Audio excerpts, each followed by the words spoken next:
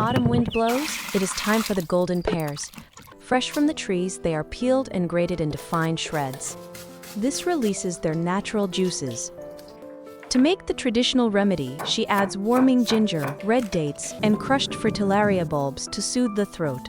After hours of steaming, the pulp is squeezed tight. Every drop of the nutrient-rich essence is extracted. The liquid is then simmered over a slow fire. It reduces down, turning into a dark, amber gold.